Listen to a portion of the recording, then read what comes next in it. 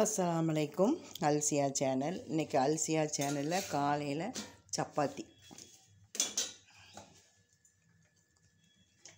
அதுக்கப்புறம் உருளைக்கிழங்கு, ஒரு பெரிய உருளைக்கிழங்கு, அதை நல்ல தோல் லைட்டாக ஒரு 3 நிமிஷம் வேக வச்சு, ரொம்ப வேக வைக்கக்கூடாது, தோல் உரிச்சிக்கிடணும்.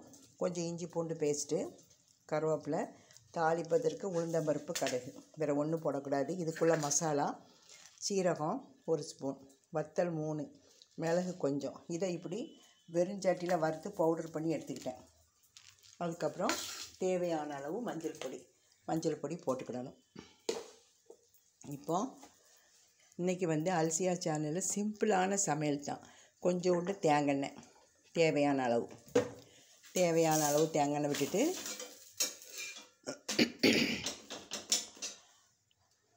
அடுப்பை பற்ற வச்சுக்கிடும். இன்றைக்கி வேறு ஒன்றும் இல்லை, ஒரு ரசம், ஜலதோஷம் இருமல் இருக்கனால ஒரு ரசம்.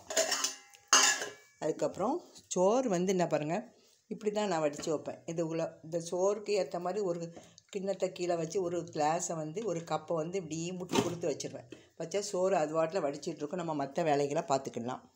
அதுக்கப்புறம் இது பொடி பண்ணியாச்சு. உருளைக்கிழங்குக்கு ரோஸ்ட் பண்ணேன். மஞ்சள் பொடி தேவையான அளவு. இந்த உருளைக்கிழங்கு ஒரு பெரிய உருளைக்கிழங்கு, எடை ஒரு 100-150 கிராம் இருக்கும். இப்போ எண்ணெய் காயட்டும்.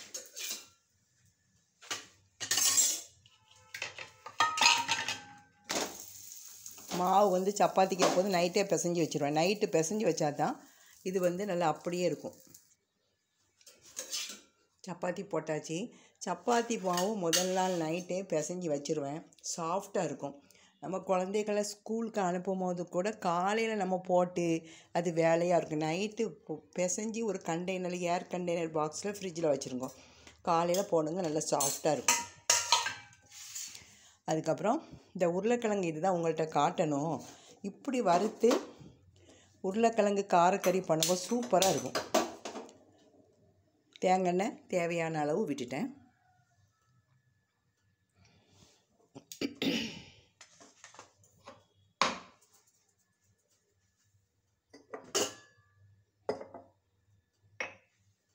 எண்ணெய் காயட்டும். இதுக்கு நீங்கள் ஒரு கொஞ்சோண்டு இதில் பாதி எலுமிச்சை இறக்கும் போது இதில் பாதி எலுமிச்சைப்பழ சாறு விடுங்க, சூப்பராக இருக்கும்.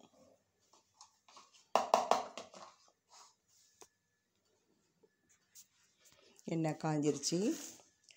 உளுந்தம்பருப்பு, கடுகு போட்டாச்சு.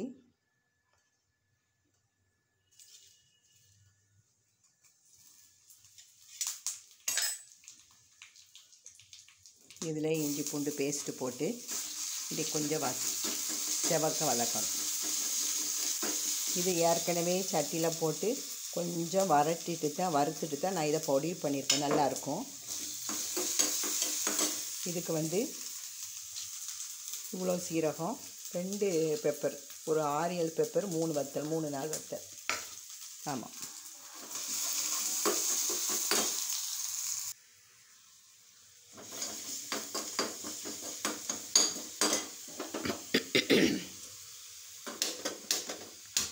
எப்போ சோறு வடித்தாலும் அந்த சோத்து பானையை லைட்டாக அடுப்பை பற்றி இப்படி போட்டுக்கிடணும். ஏன்னா அப்படி போட்டால் தான் அந்த கஞ்சிகள் லைட்டாக கஞ்சி இருந்தால் அது சரியாக வரும். ஒன்று போல் இப்படி நம்ம செய்யணும். இப்படி வைக்கணும். சோறு ரெடி ஆகிட்டு. இப்போ இதில் தேவையான அளவு மஞ்சள் பொடி இந்த எண்ணெயிலே போடுங்க. ஏற்கனவே பொடித்து வறுத்து வச்ச இந்த பொடி இப்படி நீங்கள் போட்டு உருளைக்கிழங்கு காரக்கறி பண்ணி பாருங்கள், சூப்பராக இருக்கும். நம்ம நெய் வேணுமா கூட 1 ஸ்பூன் நெய் விட்டுக்கலாம், நல்லா இருக்கும்.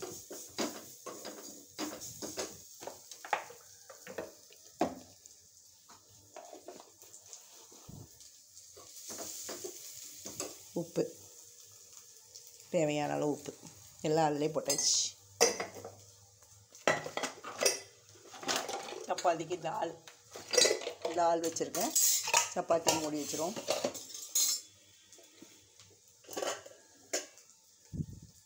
இப்போ இந்த கிழங்க இப்படி தட்டிடும்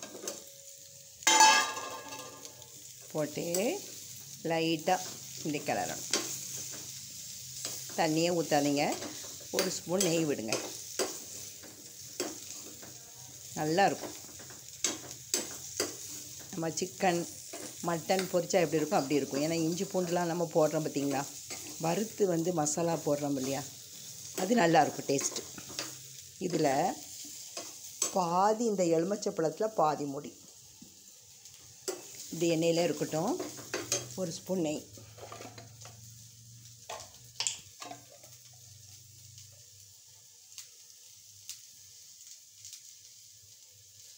ஒரு ஸ்பூன் நெய் நல்ல கலரட்டும். உருளைக்கிழங்கு காரக்கறி ரெடி ஆகிட்டு அடுப்பை ஆஃப் பண்ணியாச்சு.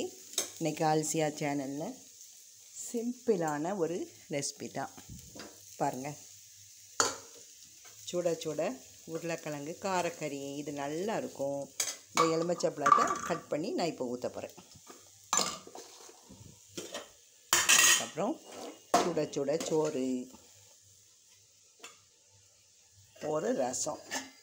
இது ஜலதோஷத்துக்கு இந்த ரசம் வச்சு சாப்பிட்டா சூப்பராக இருக்கும்.